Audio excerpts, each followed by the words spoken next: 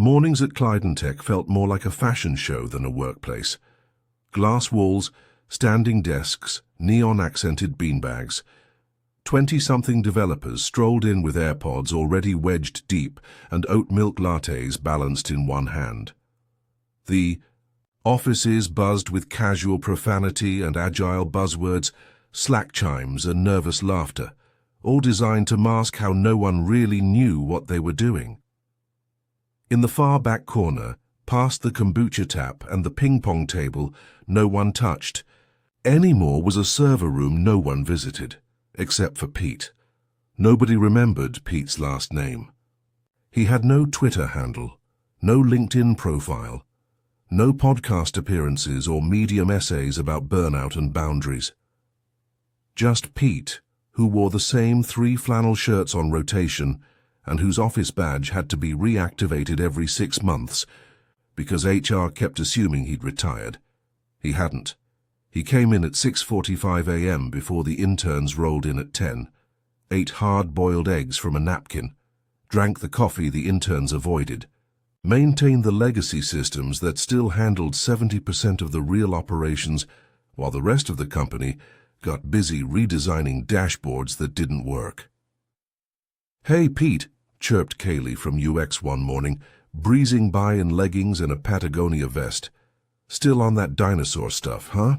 Pete looked up slowly from his terminal screen, which displayed green code on black, the kind no one could read unless you'd been raised on it. He smiled gently, as he always did. "Just making sure payroll goes through this Friday." Kaylee giggled like it was a joke. "Oh my God, that's so cute." He returned to his screen.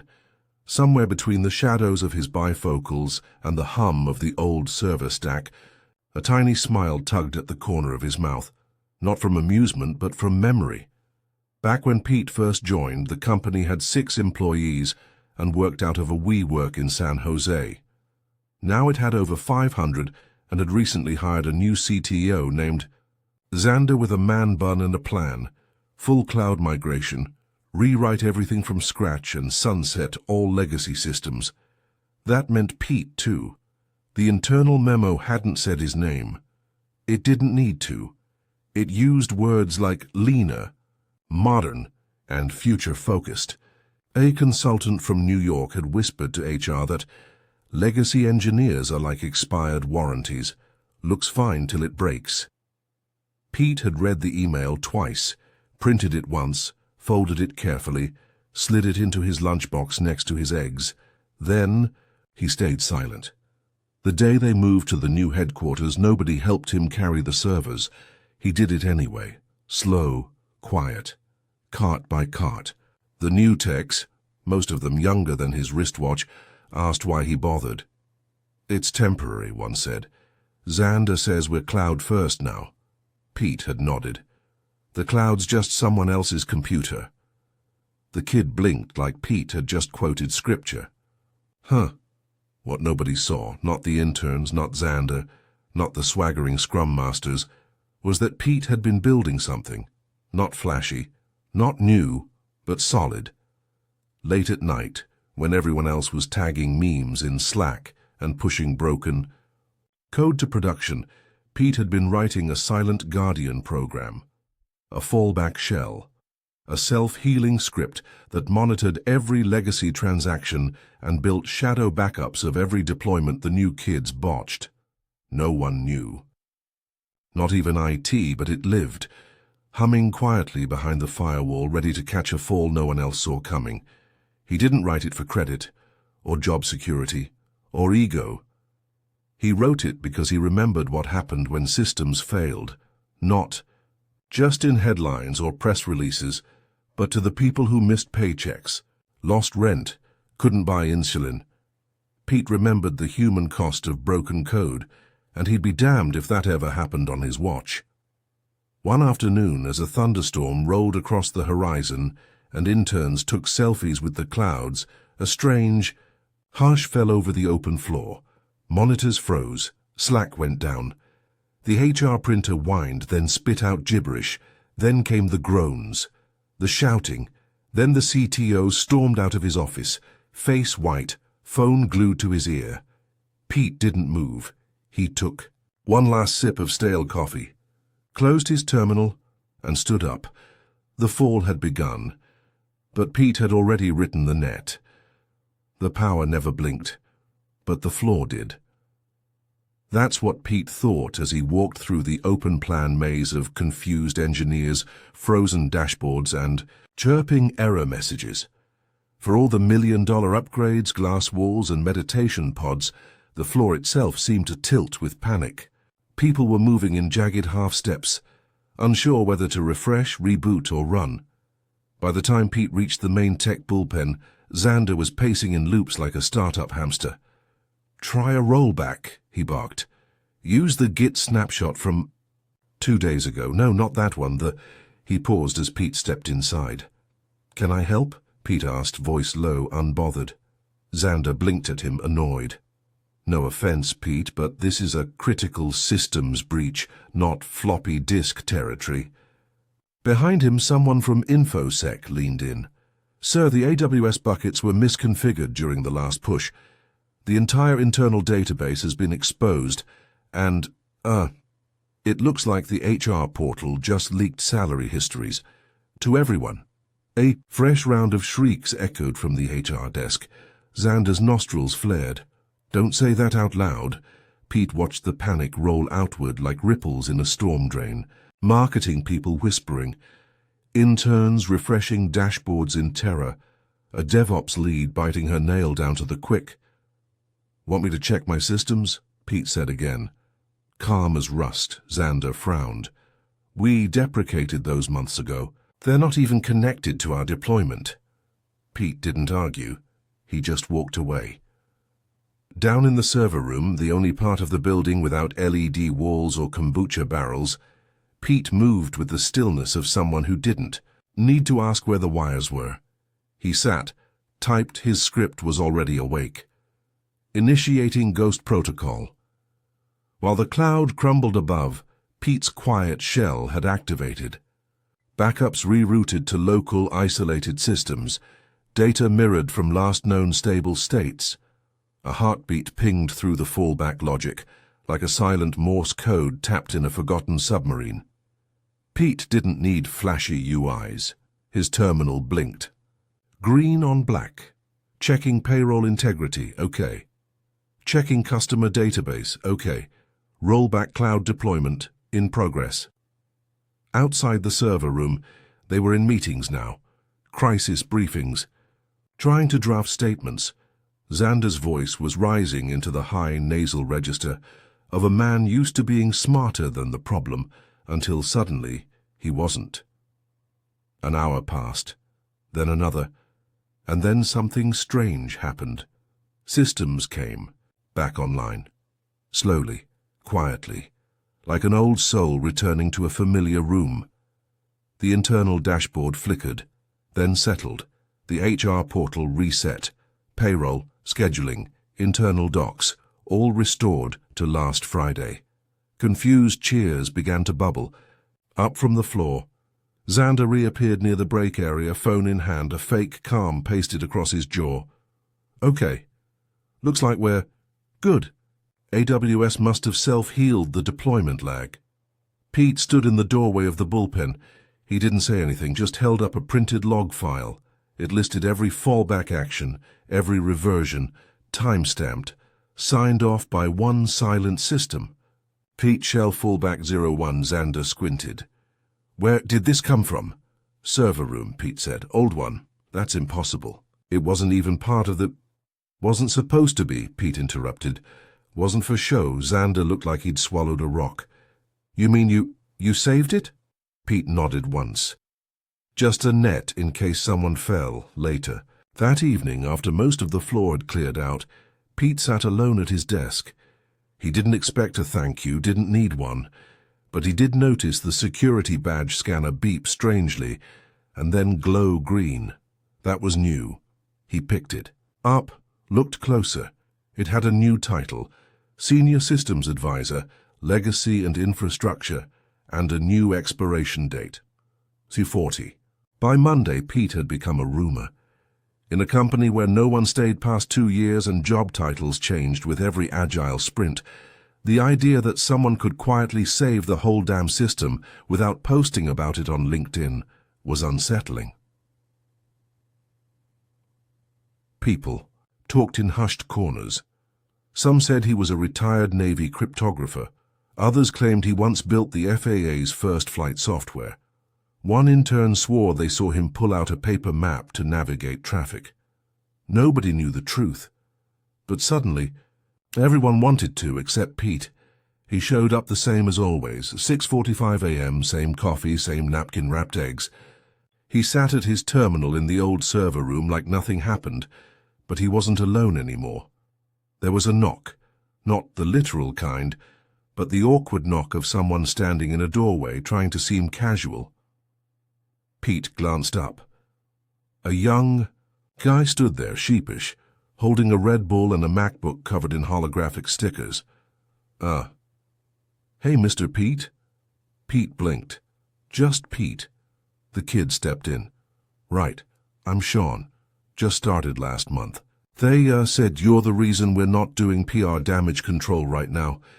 Pete gave a non-committal shrug. Sean scratched the back of his head. "Look, I don't want to bother you. I run a podcast for junior devs, and I was wondering if I could maybe interview you, just like your story. How you kept things alive when everything failed." Pete gave the kid a look that could sand wood. "I didn't do it for applause." "I know," Sean said, nodding. "But maybe someone out there needs to hear it. About legacy code not being garbage. About older devs still mattering." Pete tapped his pen against the desk. "You recorded on your phone?" Sean held up a mic with a fuzzy windscreen like it was a peace offering. "Got this too," a pause, then Pete softly. "I'm not good at sound bites." Sean grinned. "That's okay, I cut out the ums." They sat on opposite sides of the old server rack. Pete didn't look into the mic. He didn't wear headphones, but he talked. He told Sean about punch cards, about Y2K panic and COBOL, about watching CEOs come and go, all with shiny shoes and no clue what their back end did. He spoke softly, without bitterness, just a quiet pride. About how when systems break, real people suffer, and that sometimes the only thing standing between a father and a missed child support check was a janitor with a backup script. "You ever get tired?" Sean asked near the end. "Every day," Pete said, "but tired's not the same as useless." The episode dropped that Friday. Sean called it The Ghost Who Caught Us. It was supposed to be niche, for junior engineers and tech nerds who still knew what a kernel panic was, but it went viral. Someone on Twitter clipped a moment where Pete said, "Code isn't cool. Code is responsibility." It got retweeted by engineers at Google, then by Jack Dorsey, then by someone from the FCC. By Monday, Pete had emails from colleges, podcasts, veterans groups, even one from a retired NASA flight engineer who just wrote, "Still fighting the good fight, huh?" Upstairs, Xander wasn't pleased. He didn't like that the hero of the moment didn't dress right, didn't promote the brand, didn't ask for permission. "We should run the story through comms," he snapped during a leadership sync. "Make it clear it was a team effort." "But it wasn't," said Priya, the lead QA analyst, quietly. "We were all in the panic room. He was in the fire." Someone else muttered, "We'd be bankrupt without him." Xander's face twitched. But he didn't respond, because even he knew the truth by now. Pete didn't change. Still came in early, still left without drama. But something shifted. The interns started coming to him with questions. The DevOps team started adding his shell scripts to their read-only archive. Even the CTO's weekly deck now included a slide called Pete's Corner, highlighting systems hygiene and code stability, always credited reluctantly to PS. They tried to give him a parking spot with his name on it. He declined, just added a small sticker to his terminal instead. Tired's not the same as useless. By week 3, Pete's name had migrated from the shadows of system logs into the company Slack channels, not by his doing, of course. Ask Pete, mana legacy law, not our code like Pete.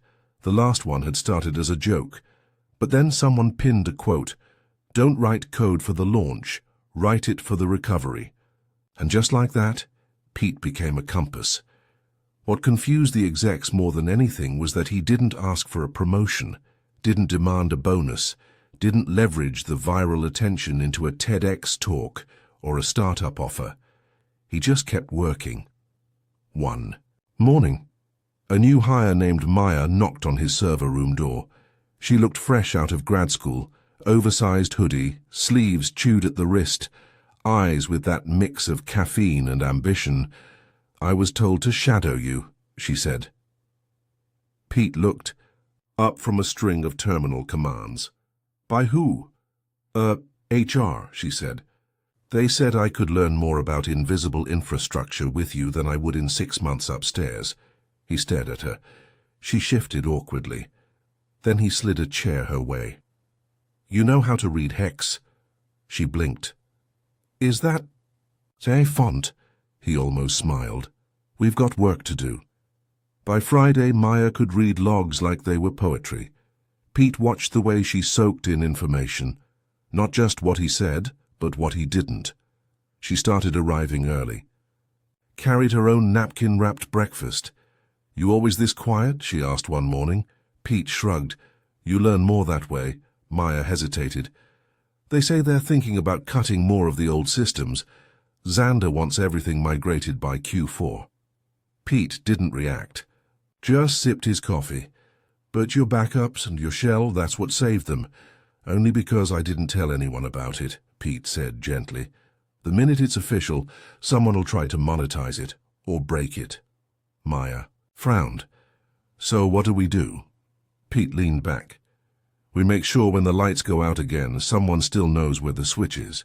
Upstairs, the pressure was mounting. Xander had promised the board a full cloud-native relaunch, modern UI, frictionless architecture, buzzwords stacked like scaffolding on a crumbling cathedral. But the system didn't agree. The new frameworks crashed under peak traffic.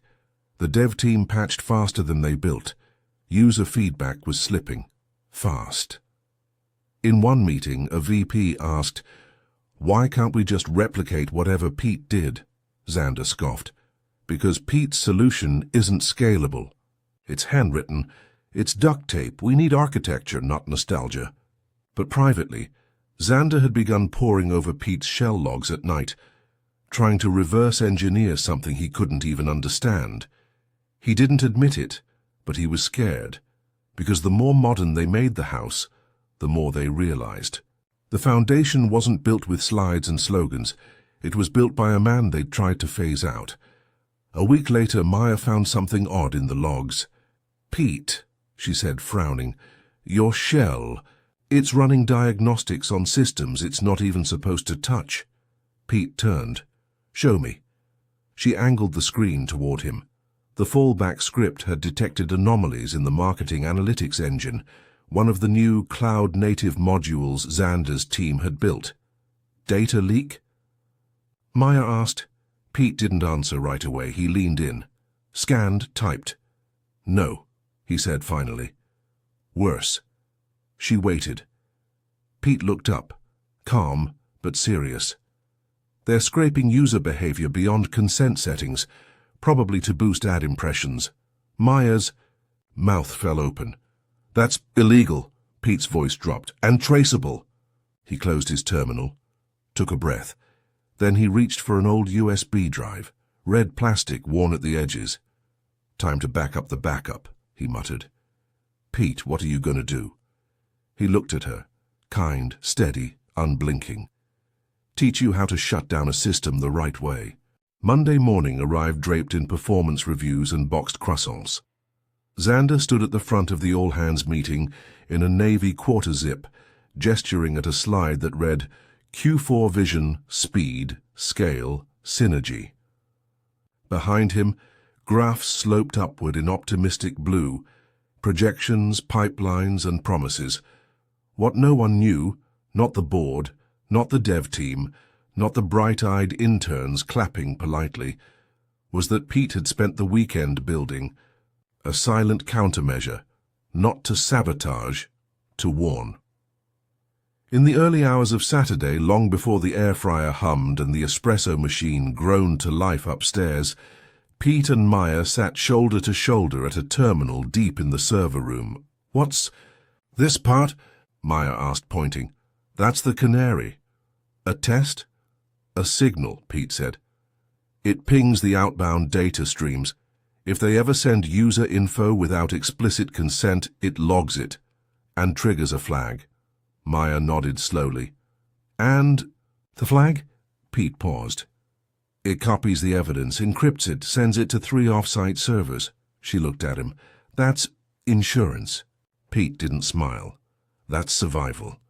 The breach wasn't theoretical anymore. Pete's shell had confirmed it. Packets of behavioral data quietly slipped through Xander's shiny new analytics engine. Click paths, dwell times. Even partial keystrokes from unsubmitted forms, stuff no one signed off on. Maya stared at the logs like they were a bomb. Why would they risk this? Pete's reply was dry. Same reason most people break things. They wanted to win faster than they could earn it. On Tuesday, Xander's assistant dropped by the server room, knocking like someone approaching a wolf den. "Hey, Pete, Xander wants you in his 3 o'clock. Pete looked up, slow. "What for?" "He said it's about consolidating legacy access. Some compliance realignment or something." Maya stiffened. Pete just nodded. "Tell him I'll be there." At 2:58, Pete walked into the glass conference room upstairs. No flannel today. He wore a button-down. Still old, still soft, but tucked in. His ID badge glinted under the fluorescent light. Xander didn't stand when Pete entered. He smiled, a tight, polished smile, and gestured to the seat across the table. "Pete." "Good to see you." Pete sat, quiet, steady. Xander clasped his hands.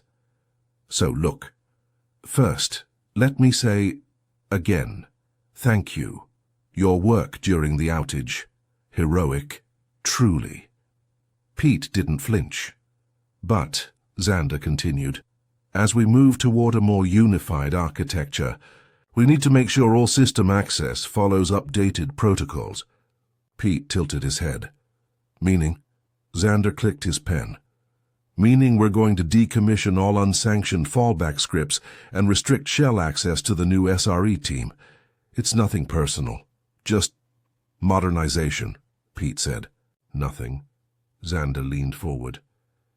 "Legacy systems are like scaffolding, useful, but eventually they come down." Pete finally spoke. "Before the building's done?" Xander gave a half laugh. "Pete, we both know you've been running shadow systems. That kind of autonomy isn't sustainable." Pete leaned back. "Sustainable for who?" The room cooled. Xander's smile thinned. "Look, we can offer you an advisory role. Nice.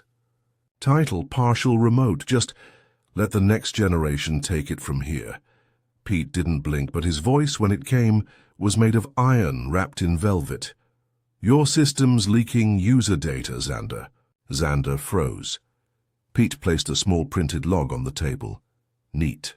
Quiet. The room was suddenly very, very still.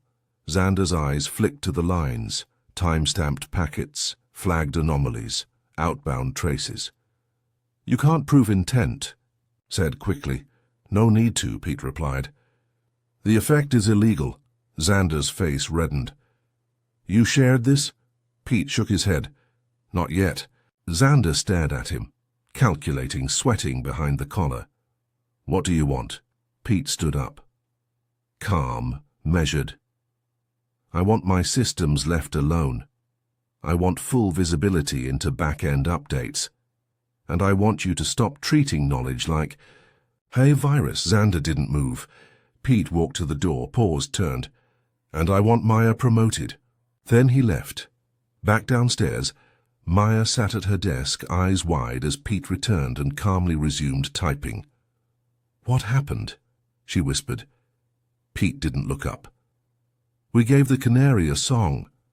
The next morning, Pete arrived to find a red envelope. On his terminal, not HR beige, not marketing teal red, heavy stock, embossed with gold trim. He opened it like a man who'd opened far worse. Inside, a formal invitation. Founders Circle Summit, Leadership Breakfast, Friday 8 a.m., Executive.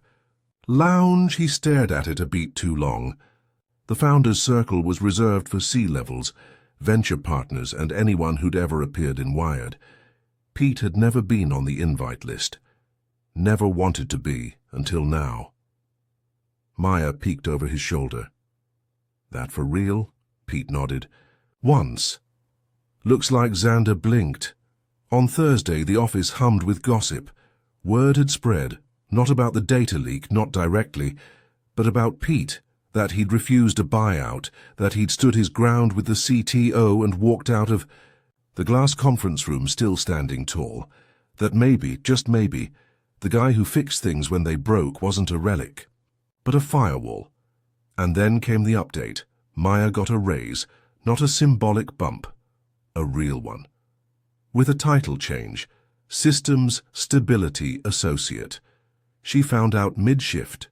Tears welled in her eyes. "Was that you?" she whispered. Pete didn't look up from his screen. "You earned it." That night, Pete stayed late, not out of obligation, but ritual. He walked the server rows, ran checks, watched the logs hum in steady rhythm like a heartbeat in the dark. Before he left, he typed a single command. Send, canary, report.sh, final.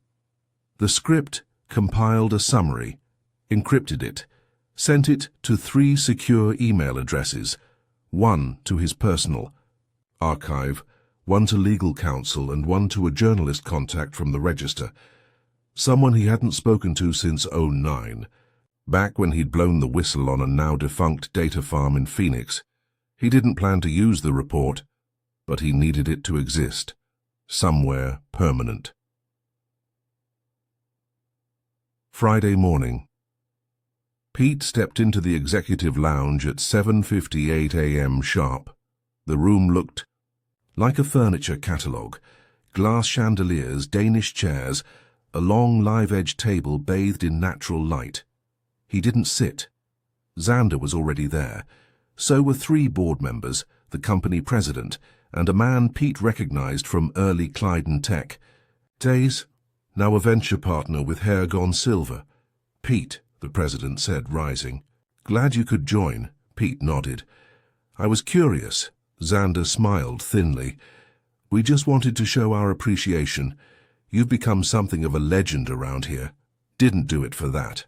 "Of course not," one board member chuckled. "That's why it matters." Coffee was poured. Pastries passed. Pete stood the entire time. Xander cleared his throat. "We'd like to formally announce your position as Systems Advisor Emeritus. Company-wide email, a profile on the site, and perhaps a speaking slot at the upcoming Tech Bridge conference." Pete stared out the window. "All for doing what I was hired to do?" A beat. Then one board member leaned forward. "It's more than that. You protected the company from disaster.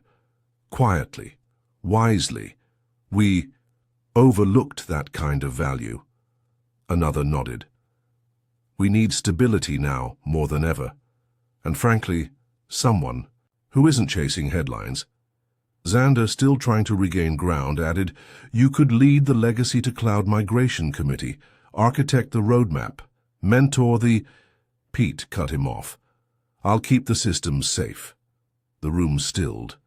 "That's all I've ever done, and that's what I'll keep doing." Back downstairs, Maya was waiting. "Well?" she asked as he walked in. Pete handed her the red envelope. "You're going next year." She opened it, blank, reused, and stared. "But I'm not. You—" "Will be," he said, "if we do this right." That afternoon, Pete updated his shell, just one line, a new contributor ID, contributor, Emsa Patel, mentored. Then he hit save. Somewhere in the silent server racks, the legacy system whispered its approval. By the end of the quarter, the floor looked different. Not the desks, those still curved like open mouths, not the beanbags or the kombucha. Those were immovable relics of a startup that thought it was still young. But the people, they looked at Pete now. Not through him, not past him. At him, a junior engineer asked him to sign a keyboard keycap. An executive assistant asked if he could bless their laptop. It got ridiculous. And then it got real. Because when systems went haywire, not just technically but organizationally, people had quietly started turning to Pete before they turned to their own managers. "Pete," whispered a data analyst one afternoon, "is it normal for a back-end deployment to reroute marketing traffic?" Pete asked for the logs. "Read them," forwarded them to Maya with 2 words. "Same pattern." She knew what that meant now. Xander, meanwhile, had begun launching what he called the Transparency Initiative. Weekly updates, open Slack channels, filtered surveys asking things like, "How safe do you feel shipping to prod?" But people didn't answer there. They answered in hushed hallway corners, in the form of forwarded logs and anonymous links to Pete. A quiet reckoning was starting, not because of rage or rebellion, but because someone in the basement had earned trust the real leaders never asked for. Then came the intern rotation. New crop of baby-faced engineers arrived, starched and ambitious. Most were harmless, some were reckless. One, though, was dangerous. Her name was Alex. She had a fake laugh and a real gift for manipulation. Within a week, she was eating lunch with the CTO, getting tagged in company announcements, and leading a modernization audit that smelled more like a witch hunt. "Pete," she said sweetly one morning, "I'm auditing all non-standard systems. Your shell scripts? They're not documented in our current repository." "They're documented," Pete said, "just not in the places you're looking." She smiled. "I'll need access." He looked at her. Steady. No, her face flickered. "I'll have Xander sign off." "You do that?" She turned on it. Heel ponytail swinging like a blade. An hour later, Maya got a Slack ping. "Xander approved access to Shell Archive. Override incoming." She gasped. "Pete, they're trying to overwrite your logs. The backups, everything." Pete didn't speak. He stood, walked to the server, plugged in the red USB, ran one command. "Lock down, sh, sever." The system paused, beeped. Then every script, every log, every backup he'd written for 15 years was zipped, encrypted, and shuttled off server to an external vault only 2 people had keys to, Pete and Maya. The system would still run, but the lifeboats were now moored somewhere else. He turned to Maya. "If they wipe what's here, the truth lives somewhere else. If they audit me, we have our own records." Maya swallowed hard. "You think she'll come for you next?" Pete gave a dry smile. "She's not after me, she's after the proof I still matter." That night, Xander emailed Pete. "Subject clarification needed, Pete. There's been some confusion about your scripts. Please ensure compliance with the modernization directive. I'm sure we can resolve this internally." Xander Pete didn't reply. Instead, he logged into the vault, tagged 3 files, sent one to HR, one to legal, and one to the external security firm the board had hired the last time they'd faced internal non-compliance. It wasn't war. It was audit season. In the quiet that followed, Pete took a walk around the floor. He passed new hires pretending not to look. He passed Maya, who gave him a silent thumbs up as she pinged another system back up to their vault. He paused by the snack bar, staring at an untouched espresso machine. Then he whispered to no one, "You can't debug culture with code, but you can sure crash it with truth." The board meeting was called for Monday at 10 a.m. No slides, no catered breakfast, just cold water bottles and hard stares. Xander stood at the front, pale and defiant, trying to explain why multiple departments had been flagged for non-compliance by the third-party audit firm he once recommended. Alex wasn't in the room. She'd been reassigned to external relations over the weekend, a clean way of saying don't come back. Pete sat in the back row. Maya sat beside him, a notepad in her lap, even though she already knew the answer to everything. One board member raised a document. Why weren't we informed about the data leakage until the whistleblower archive was delivered to our office directly? Xander stammered. We were investigating internally. There were technical misunderstandings. Another member, older, leaned forward. Who wrote the fallback systems that prevented catastrophic loss last quarter? Xander hesitated. Then his jaw locked. Pete Sloan.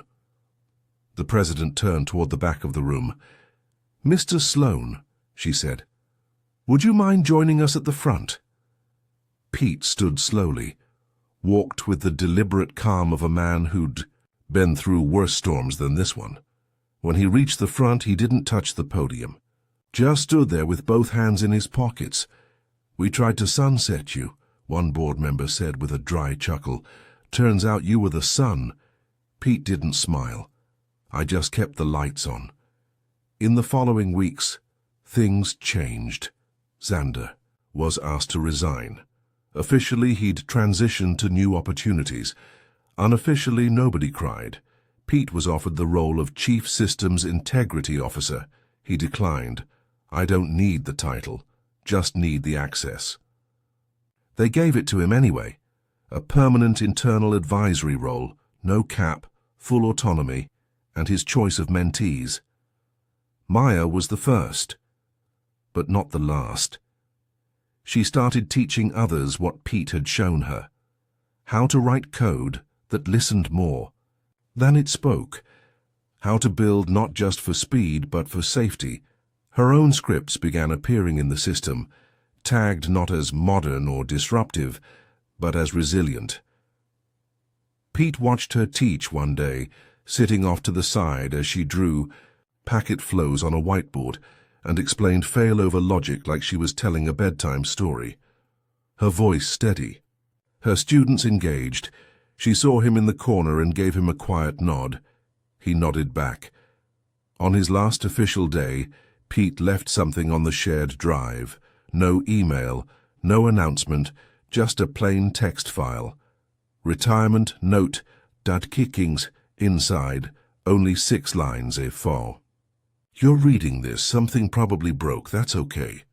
Everything breaks eventually. Just make sure people come first.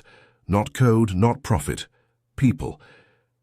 Pete, the server room stayed intact by company vote. It became known as the Sloan Room. No LED lights, no upgrades, just the hum of machines that remembered what the others forgot. And on the wall next to the old terminal where Pete once typed his first shell backup was a plaque, "Integrity isn't obsolete." In honor of Pete Sloan, who never stopped protecting the system, even when the system forgot him.